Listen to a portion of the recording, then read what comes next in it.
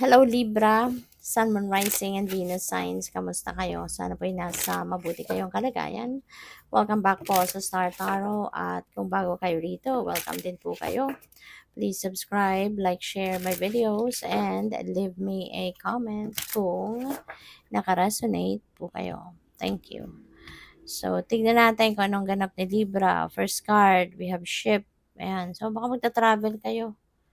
Libra, baka meron travel na pupuntahan kayo. Baka kasama mo yung inyong person sa pagbabiyaheng ito. Puwede rin naman na dito sa travel na 'to, baka doon mo makilala yung inyong person, 'di ba?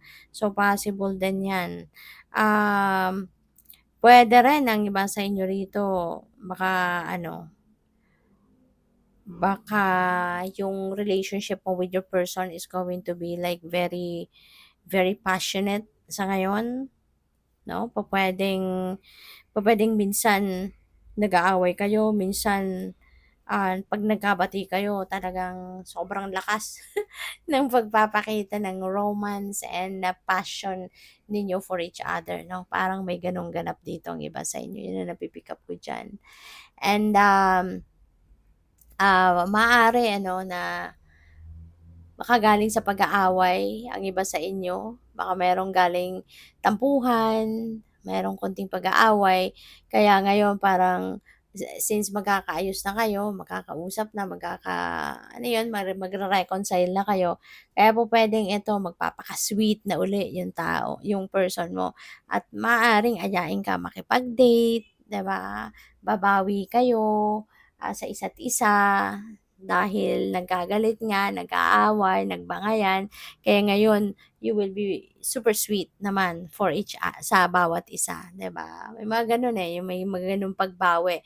Maaaring may mga regalo na ibibigay sa'yo, magse-service siya sa'yo, yung gano'n, pagsisilbihan ka, pagluluto ka, 'di ba, yung mga ganyang ganap.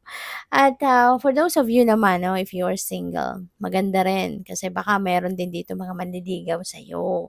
Baka meron ditong mag-aaya din sa'yo 'no, na makipag-date. Maaaring meron din ditong makikilala ka na, magkakaroon ka ng instant connection, 'di ba? Magkakaroon ka ng instant connection sa kanya at mai-inlove ka agad, 'di ba? May mga gano'ng ganap dito for some of you. So, by the way, maraming salamat for subscribing, and if you haven't subscribed yet, subscribe na kayo. And also, maraming salamat din for not skipping the ads. Malaking bagay po yan sa akin. Thank you. And also, please click the join button sa baba ng video po kung gusto naman ninyo na mag-join kayo sa membership. Okay? Salamat po. So, it is not for you, Libra. Maaaring ang iba sa inyo dito, ayan, so it's a no and it's not for you. Baka merong manliligaw kayo, no? For those of you, no, na single pa, baka para ito sa inyo. So, just take as it resonates, no? Kung anong sumasakto sa inyong sitwasyon, then yun ang kunin ninyong mensahe. If not, pag hindi nagsakto, wag niyong kunin kasi ibig sabihin, hindi yan para sa'yo, okay? But for those of you, no, that resonates with this, it's not for you and it is a no, siguro related yan dito. Kung merong nanliligaw sa'yo, baka yung romantic encounter na to, baka hindi ito para sa'yo. Baka sa una, okay, na-attract ka, maganda, maayos ang pagpapakilala sa'yo, maganda yung samahan ninyo sa una. Pero eventually siguro, 'di ba, as you go along with the dates, maaaring dito mo nakikilala yung tao talaga. Maaaring napapansin mo, nakikilala mo na hindi kami nito sakto sa isa't isa. Hindi ito magtatagal or hindi ito yung kind of person na gusto ko para sa akin. So, maaaring gano'n. Kaya pupuwedeng you're going to say no to that person, 'no, and you will realize na hindi pa ito ang para sa'yo, hindi pa siya yung para sa'yo, 'no? Kaya pupuwedeng i-reject mo yung manliligaw mo na 'to. Or kung ikaw man yung nanliligaw, maaaring aatras ka na, 'di ba? Aatras ka na at hindi mo na ipagpapatuloy yung panliligaw mo sa taong ito, okay? So, what else? We have the Knight of Wands. Ayan. So, pupuwedeng meron ditong travel talaga 'no, with the ship energy, Knight of Wands. So, pupuwedeng may travel talaga na gagawin kayo, Libra. Baka yung travel na 'to, baka dito mo 'yun makikilala yung ano, yung maliligawan mo or maliligaw mo or pupuwedeng sa travel na 'to kung may karelasyon ka na baka kasama mo yung karelasyon mo na 'to, 'no, sa biyaheng ito. And this could be someone ano, na katulad ni Queen of Wands, this could be a fire sign, baka isang Aries, Leo, or Sagittarius 'no, yung person na 'to na makakasama mo or pupuwedeng yun ang makikilala mo. And, feeling ko din ano, ah, baka kung kunyari kung may karelasyon ka na, baka yung karelasyon mo medyo mas matured sa'yo, 'no, mas matured sa'yo by age or mas matured sa'yo, by heart, 'di ba? Pupuwedeng gano'n din ang sitwasyon dito. So So, what else? We have the alam mo yung travel malakas 'no, kasi si Three of Wands, travel energy din ito, eh. So, mukha talagang magta-travel kayo. Pupuwedeng mamamasyal kayo, Libra, or baka yung trabaho ninyo nasa travel industry ano, baka related 'no, sa travel industry yung trabaho niyo, yung career ninyo, puwedeng gano'n. Kaya there's a lot of travel dito na nakikita ko, na gagawin kayo.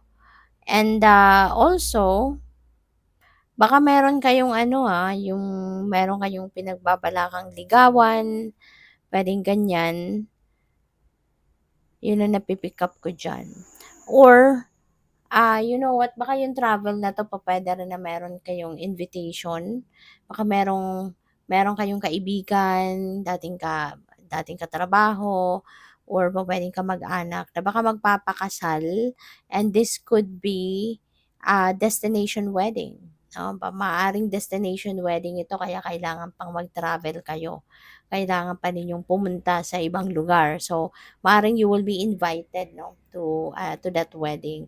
Or pupuwede rin naman na ang iba sa inyo, baka kayo yung ikakasal na, 'di ba? Baka kayo na yung magpapakasal and it could be a destination wedding, it could be a garden wedding, puwedeng gano'n din na sa ibang lugar pa ihe-held, 'no? So, congrats and good luck kung gano'n man ang sitwasyon. Knight of Pentacles, this could be someone ano, na baka yayamanin yung ano mo, yung yung mapapangasawa mo, 'di ba? Maaaring yayamanin ng mapapangasawa mo, this could be also someone na pupuwedeng mas bata sa'yo, yung mapapangasawa mo, yun din ang napi-pick up ko dito for some of you. This could be someone din 'no, na very matured 'no, matured mag-isip, matured by heart, puwedeng gano'n. So, isang taong, parang parang ideal person talaga 'to ng mga, siguro ideal person ng mga gustong mag-asawa, gustong mag-ano. Ito yung pinipili nila na, gusto ko ng ganitong klaseng person, ito yung gusto kong mapangasawa, gano'n, 'no? Maaaring ito yon yung jowa mo. This one is an ideal jowa, 'no? Talagang husband or wife material, 'no? So, good luck. Thank you for watching. Love and light. Namaste.